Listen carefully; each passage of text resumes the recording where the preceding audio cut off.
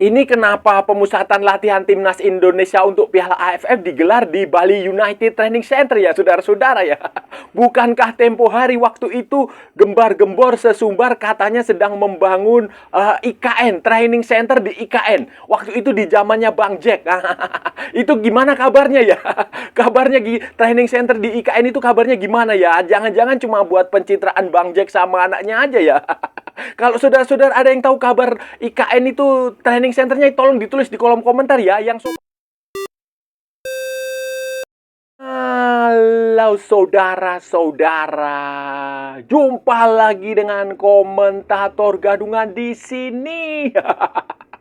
Dengan komentator yang gadungan.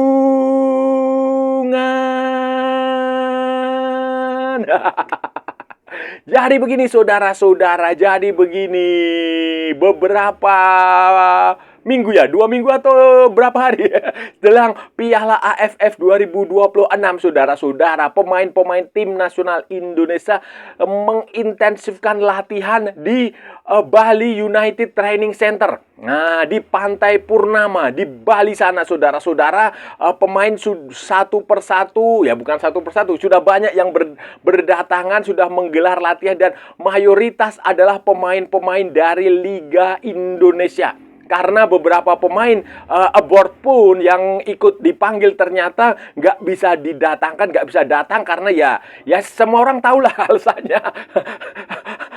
Makanya aneh juga, udah tahu nggak bakal dapat izin kok ya dipanggil juga. Nah, ini tetapi demikian, walaupun demikian saudara-saudara, pemain-pemain ini yang dari liga lokal Indonesia ini termasuk di situ ada Sandy Walsh yang baru saja pindah ke Persib Bandung, kemudian ada Jordi Amat, Sen Patinama, Mauro Zylstra, bahkan Rizky Ridho Ramadhani, Nadeo juga ada di situ, Tom Haya, banyaklah saudara-saudara itu menggelar pemusatan latihan dengan sangat intensif.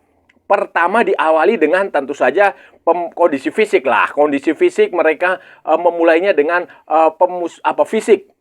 Nah, stamina fisiknya diolah lebih dahulu karena kan banyak sekali pemain yang baru saja menjalani libur. Nah, libur tidak ada kompetisi sehingga perlu pengembangan fisiknya, perlu disamakan dulunya. Fisiknya perlu disamakan, distandarkan oleh latihan fisik. Kemudian setelah itu baru John Herdman memberikan materi latihan taktik, memberi latihan strategi. Kemudian ada kelas khusus untuk menganalisis calon lawan, karena John Herdman sudah mengatakan bahwa ini Vietnam adalah lawan yang sangat tangguh. Vietnam akan menjadi lawan paling berat Indonesia di fase grup, termasuk juga Singapura. Dia mengatakan seperti itu, jadi dia memastikan tim nasional Indonesia yang saat ini kumpul bermain ini sangat serius untuk menghadapi Vietnam nanti di pertandingan Piala AFF. Tidak ada rumusnya mengeremehkan, walaupun dalam beberapa pertandingan terakhir melawan Vietnam, Indonesia mampu memetik kemenangan. Begitu pula dengan pertandingan lainnya seperti melawan Singapura, seperti melawan Kamboja, termasuk juga melawan Timor Leste. Jadi John Herdman memastikan ini dia mempersiapkan skuad dengan amat sangat serius, dengan skuad yang ada ini dengan amat sangat serius untuk menghadapi pertandingan di Piala AFF nanti.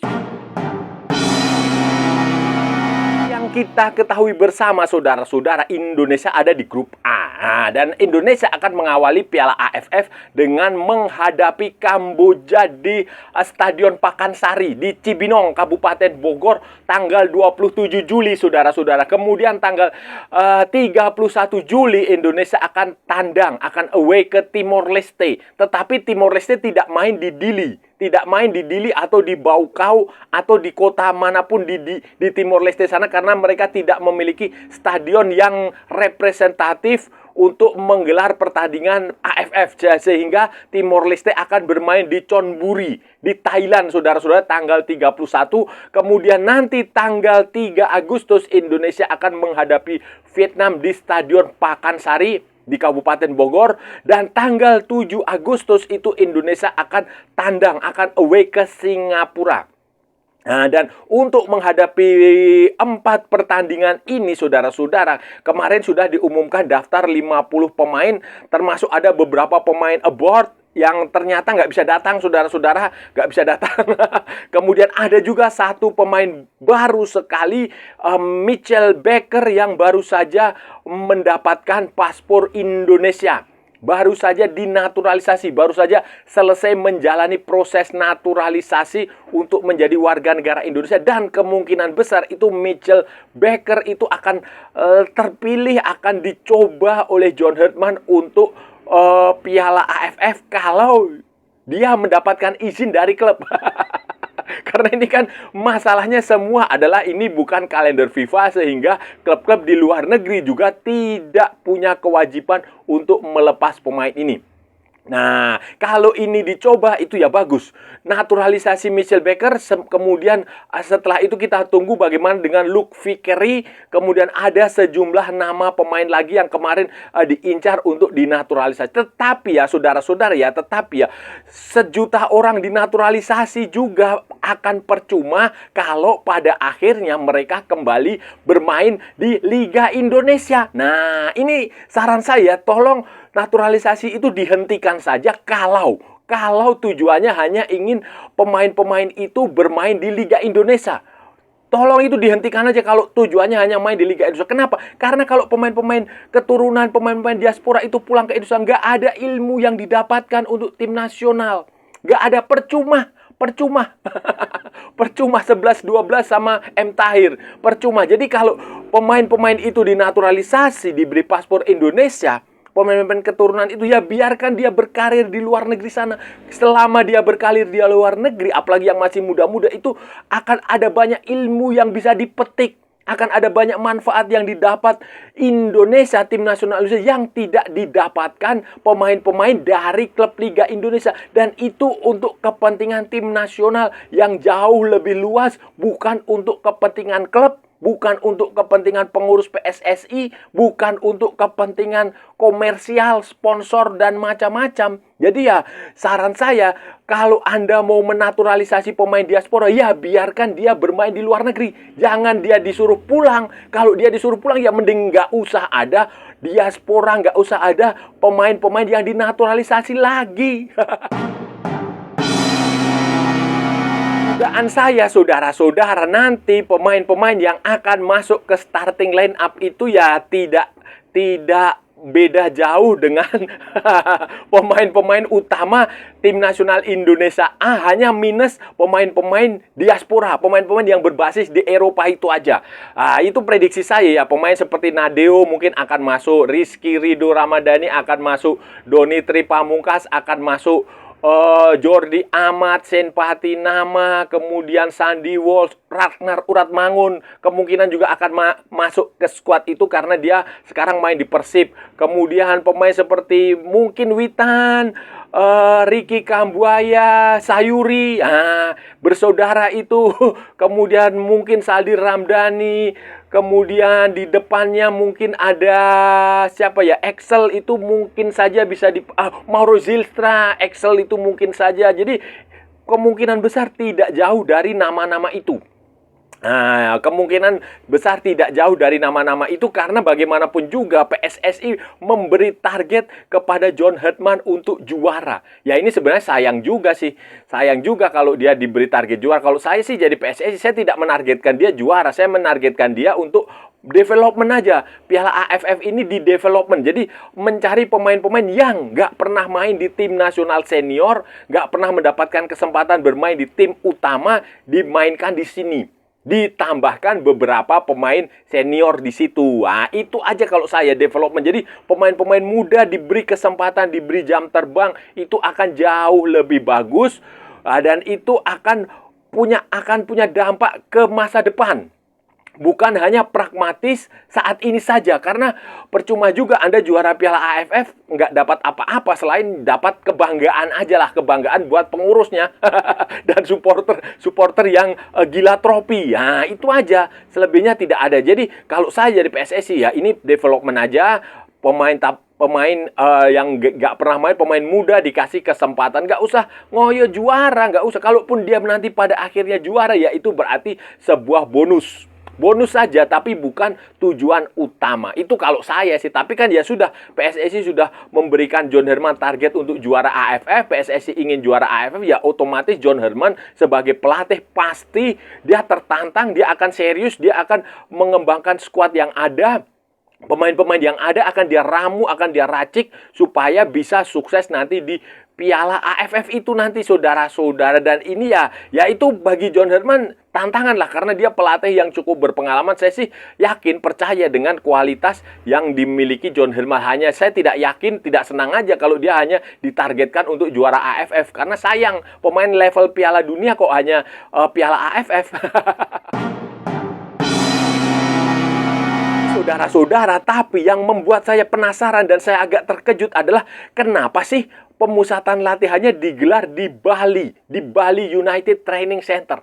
Kenapa tidak digelar di IKN? Nah, saudara-saudara ingat kan beberapa tahun lalu ketika Bang Jack masih berkuasa, itu kan digembar-gemborkan, diglorifikasi, disesumbarkan bahwa Indonesia sedang membangun training center tim nasional untuk PSSI Training Center di IKN, Ibu Kota Nusantara, yang duitnya berasal dari FIFA Gold Project. Kemudian ada juga kayaknya nggak tahu ya apa dari APBN atau bagaimana, itu jumlahnya miliaran, saudara-saudara, itu katanya dibangun di IKN. Nah, ini kan sudah beberapa tahun ya, seharusnya logikanya itu sudah selesai. Dan kalau sudah selesai, seharusnya pemusatan latihan tidak perlu meminjam fasilitasnya Bali United, tetapi bisa digelar di situ. Nah, ini pertanyaan saya yang bikin saya penasaran. Ini sebenarnya IKN itu sudah benar selesai atau belum? Atau itu waktu itu hanya untuk pencitraan Bang Jack dan anak-anaknya saja atau bagaimana?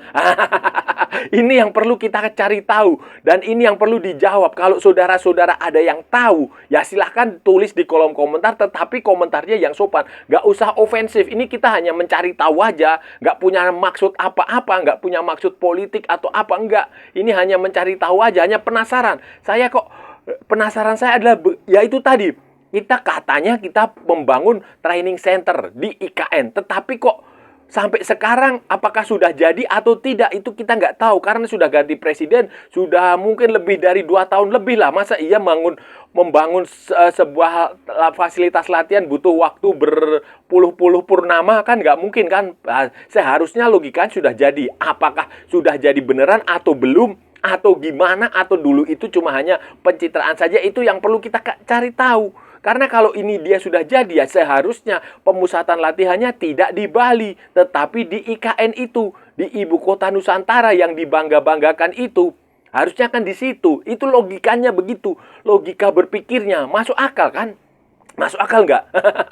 Nah, itulah. Jadi sayang juga kalau ternyata di fasilitas di IKN itu training centernya sudah jadi tetapi nggak digunakan, kan itu mubazir. Uang puluhan miliar, mungkin ratusan miliar atau berapa miliar itu pun kan sayang sekali kalau tidak, kalau cuma dipakai dibuat bangunan tetapi nggak digunakan. Ada baiknya digunakan untuk hal-hal lain yang jauh lebih bermanfaat kepada rakyat miskin misalnya, atau kepada rakyat-rakyat yang lain. Nah, itu loh. Jadi ini yang perlu kita cari tahu. Kalau ada yang tahu silahkan ya. Tulis di kolom komentar, bebas apa aja, yang penting sopan. Hal itu penting, saudara-saudara. Training center, training camp itu penting bagi sebuah tim yang akan menjalani sebuah turnamen, sebuah kompetisi. Itu di seluruh dunia itu rumusnya begitu. Mau memulai liga itu juga klub pasti memulainya dengan training camp, dengan pemusatan latihan di mana-mana tempat yang fasilitasnya bagus. Tim nasional mau ikut turnamen apapun, Piala AFF, Piala Dunia, Piala Asia, Piala Eropa, apapun lah, itu pasti memulainya dengan pemusatan latihan, dengan training center ya, training camp. Itu di sebuah training center yang berstandar, yang bagus. Kalau Anda ingin outputnya, hasilnya juga bagus. Nah, karena itu kan memang Indonesia sebenarnya membutuhkan training center. membutuhkan pemusatan tempat latihan yang permanen buat tim nasional di suasana yang enak. Lingkungan alamnya bagus, kemudian fasilitasnya memadai, ada sport science di situ, lapangannya juga tersedia, ada lapangan beneran, lapangan rumput, ada juga lapangan sintetis, kemudian fasilitas tempat tidur, penginapan, kemudian makan di situ disediakan gizi. Nah, itu penting bagi sebuah tim nasional, bagi sebuah klub atau apapun itu tim sepak bola untuk dia berkembang, untuk maju itu perlu membutuhkan sebuah tempat latihan yang tidak berpindah-pindah. Nah, tidak berpindah-pindah. Kalau Indonesia ini kan pindah-pindah tempatnya. Tim pindah-pindah nggak jelas tempatnya di mana, fasilitasnya beda-beda, jadi nggak terpusat. Harusnya ada seperti itu. Spanyol mereka punya sendiri di Las Rojas atau apalah itu di pinggiran Madrid. Prancis mereka punya Clairefontaine di pinggiran Paris. Nah, Inggris mereka punya yang namanya Saint George Park itu di pinggiran London.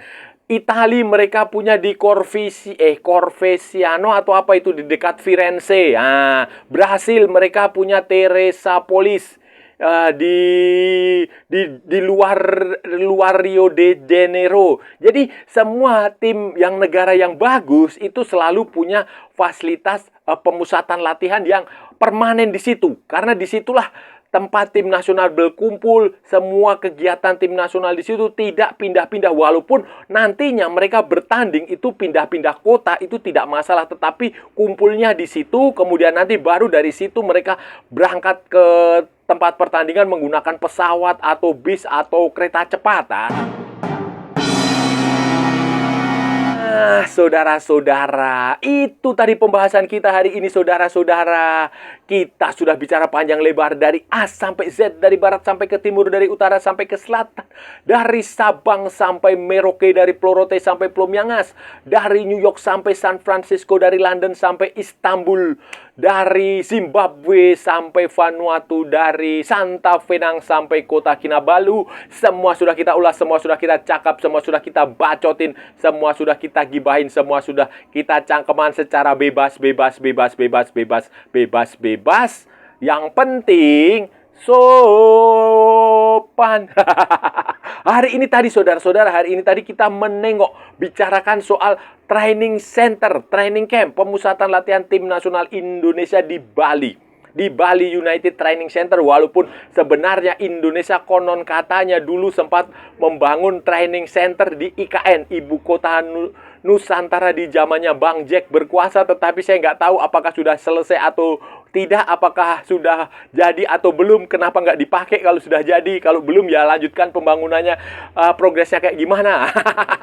Tetapi terlepas dari itu, John Herman mengumpulkan skuad di situ, menjalani pemusatan latihan yang menurut saya cukup bermanfaat, berguna, karena di mana-mana tim itu kalau mau mengikuti sebuah turnamen, sebuah ajang, sebuah kompetisi, baik level negara maupun level klub, itu selalu mengadakan pemusatan latihan yang dengan waktu yang cukup lah, 2 minggu, 3 minggu, 1 bulan. Nah, kayak begitu itu pasti akan dilaksanakan, dan tampaknya nanti tim pemain-pemain yang terpilih juga tidak akan jauh-jauh dari tim yang selama ini bermain di tim nasional senior level A, tanpa minus pemain-pemain abroad, pemain-pemain yang berbasis di Eropa kayak Jay Itzes, kayak Kevin Dick, kayak Joy Pelupesi begitu. Tapi ya selebihnya pemain-pemain seperti Sandy Walsh, Sen Patinama, Jordi Amat, Rido, mungkin Beckham, kemudian Nadeo, kemudian mungkin juga Mauro Zylstra, kemudian ya Sayuri bersaudara, Ivar Jenner barangkali, kemudian siapa lagi? Ricky Kambuaya, Witan Sulaiman mungkin, Egy Maulana Fikri. Ya, kemungkinan pemain-pemain seperti itu karena PSSI menargetkan John Herman juara. Walaupun sebenarnya saya kurang sependapat kalau kita harus juara, wajib ya. Wajib juara itu hanya kalau bagi saya itu ya iseng-iseng berhadiah. Kalau juara alhamdulillah, kalau tidak masalah. Bagi saya sebenarnya yang penting event-event AFF seperti ini ya development. Dia mencoba pemain, memberikan kesempatan kepada pemain-pemain yang jarang bermain untuk diberi kesempatan pemain, khususnya pemain-pemain muda dari Liga Indonesia supaya merasakan atmosfer pertandingan internasional. Itu bagi saya idealnya seperti itu. Tapi ya PSSI punya pikiran lain kan, mereka cari gelar. Dan saya rasa sudah cukup ya pembahasan kita kali ini, saudara-saudara. Kalau ada salah-salah ya mohon maaf. Namanya juga gadungan, wajar kalau gadungan itu salah, tetapi kalau benar berarti sebuah kebenaran. Kalau saudara-saudara merasa channel ini bermanfaat, berguna, menghibur, menginspirasi, silahkan like, share, and subscribe. Tapi kalau tidak, saudara-saudara abaikan saja, skip, jangan ditonton. Tetapi jangan nyampah, jangan membuat komentar-komentar yang menghina, menghujat, melecehkan, merendahkan orang maupun negara lain. Santai aja, ini hanya bola, kita cari teman, bukan cari musuh. Ikuti juga akun media sosial Komentator Gadungan, ada di Instagram, ada di Facebook, dan ada di TikTok yang bukan TikTok Shop, saudara-saudaraku semuanya. Oke, sampai bertemu lagi di edisi-edisi berikutnya dengan tema-tema yang juga bermanfaat, dengan tema-tema yang juga berguna, dengan tema-tema yang jauh lebih membagongkan. Salam olahraga dan merdeka!